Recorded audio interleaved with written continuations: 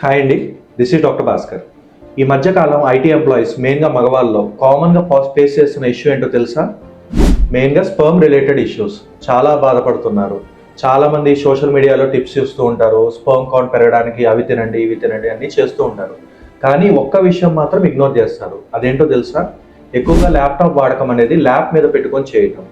ఎందుకంటే మన scrotal temperature అనేది ఎప్పుడైనా కానీ బాడీ టెంపరేచర్ కంటే ఒక 2 to 3 degrees అనేది తక్కువగా ఉంటుంది. కానీ మనం ఏం చేస్తున్నాము, ఈ మొబైల్ ఫోన్ వాడకం కానీ ల్యాప్టాప్ వాడకం అనేది ఎక్కువగా చేయటం వల్ల, దాని నుంచి హీట్ జనరేట్ చేయటం వల్ల ఎక్కువగా ఈ స్పర్మ్ రిలేటెడ్ ఇష్యూస్, కౌంట్ కానివ్వండి, మార్ఫాలజీ కానివ్వండి, అలాగే ఈ క్వాలిటీ కానివ్వండి, వీటన్నిటిని కూడా ఎఫెక్ట్ చేస్తుంది వాటి వాడకం వల్ల. కేవలం హీటే కాదండి, దాని నుంచి ఈఎంఎఫ్ రేడియేషన్ అనేది కూడా జనరేట్ అవుతుంది ఎలక్ట్రానిక్ డివైసెస్ వల్ల.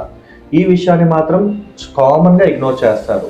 సో వీటితో పాటు మీరు కనుక ఎన్నో చోట్ల తిరిగి ఈ స్పర్మ్ రిలేటెడ్ ప్రాబ్లమ్స్తో బాధపడుతుంటే ఒక్కసారి ఆయుర్వేదం ట్రై చేయండి. ఎందుకంటే ఆయుర్వేదంలో మనకి స్పర్మ్ రిలేటెడ్ ఇష్యూస్ ఏవైనా కానీ, కౌంట్ కానీ, క్వాలిటీ కానీ, మార్ఫాలజీ కానీ ఇంప్రూవ్ అవ్వడానికి మందులు అయితే ఎన్నో అవైలబుల్గా ఉన్నాయండి మన దగ్గర. చాలామంది మన దగ్గర ఇలాంటి ఇష్యూస్తో వచ్చి ట్రీట్మెంట్ తీసుకొని సక్సెస్ఫుల్గా వాళ్ళ పిల్లలతో వాళ్ళ లైఫ్ అనేది లీడ్ చేస్తున్నారు. సో మీరు కూడా ఈ ప్రాబ్లమ్ని అస్సలు ఇగ్నోర్ చేయొద్దు, ఇమీడియట్గా స్టెప్ తీసుకోండి.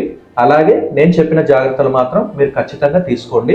ఈ డివైసెస్ని మీకు మీరు దూరంగా ఉంచండి. తెలుసు కదా, మా శ్రీ భాస్కర్ ఆయుర్వేద హాస్పిటల్ మరియు panchakarma centre, Devapuram 2nd line, Krishnanagar దగ్గర, గుంటూరు.